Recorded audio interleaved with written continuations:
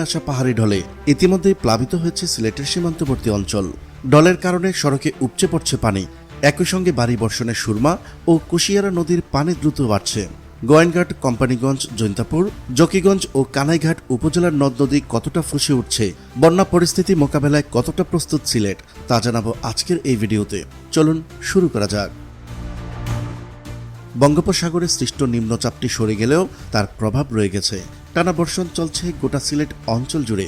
আবার উজানে ভারতের আসাম এবং মেঘালয়ে হচ্ছে ভারী বৃষ্টিপাত। এর পানিও নেমে আসছে বাংলাদেশে। এই অবস্থায় সিলেটের নিম্নাঞ্চলের কিছু কিছু অংশ ইতিমধ্যেই ডুবে গেছে।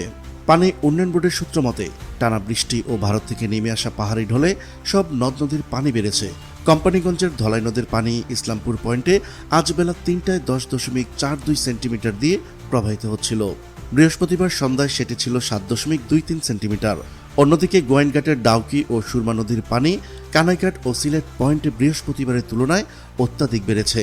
কুশিয়ারা নদীর পানিও বিপদসীমা ছুঁই করছে। গত কয়েকদিন ধরে সিলেট অঞ্চলে বন্যার পূর্বাভাস দিয়ে যাচ্ছে বন্যা পূর্বাভাস ও সতর্কীকরণ কেন্দ্র। ভারী বৃষ্টি ও উজান থেকে নেমে আসা ঢলের পানির কারণেই বরাবরই সিলেট অঞ্চল ভেসে যায়। এটা প্রতি বর্ষাতেই হয়, এবারও তাই হচ্ছে। গত বৃহস্পতিবার থেকে সিলেট জুড়ে থেমে থেমে বৃষ্টি ঝরছিল, তবে শুক্রবার সন্ধ্যা পর্যন্ত তার পরিমাণ ছিল প্রায় 229 মিলিমিটার। শুক্রবার আর শনিবার মিলে এই অঞ্চলে চলছিল তুমুল বৃষ্টিপাত, যাকে বলে মুষলধারে বৃষ্টি। এমন বর্ষণে জনজীবন তো অচল হয়েই পড়েছে। এদিকে আবার ক্ষণে ক্ষণে আশঙ্কাজনক হারে বাড়ছে সুরমা কুশিয়ারার পানি। শুক্রবার বিকেলেও বিপদসীমার কয়েক ফুট নিচ দিয়ে থাকলেও রাতেই তা আশঙ্কাজনক পর্যায়ের দিকে যেতে থাকে। বৃষ্টি কেবল এদিকেই ঝরছে তা না, ঝরছে উজানে, অর্থাৎ ভারত, আসাম ও মেঘালয় রাজ্যে। ভারী না, রীতিমতো অতি ভারী বৃষ্টিপাত হচ্ছে সেখানে।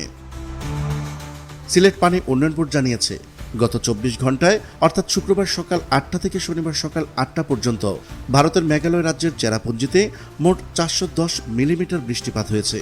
আসাম, মেঘালয়ের বৃষ্টির পানি দ্রুতই নেমে আসে সুরমা, কুশিয়ারা এবং সারি সারি গোয়াইন, লোবাছড়ার মতো পাহাড়ি নদী হয়ে দুকুল ছাপিয়ে পানি ঢুকে পড়ে লোকালয়ে। এখনও বিপদসীমার নিচ দিয়ে প্রবাহিত হলেও সুরমা, কুশিয়ারা যেভাবে ফুঁসে উঠছে, যা যখন তখন বন্যা দেখা দেওয়ার আশঙ্কা রয়েছে। প্রিয় দর্শক, আজ এই পর্যন্তই। দেখা হচ্ছে পরবর্তী ভিডিওতে। ততক্ষণ পর্যন্ত মহান আল্লাহ তাআলা সবাইকে ভালো রাখুক, সুস্থ রাখুক।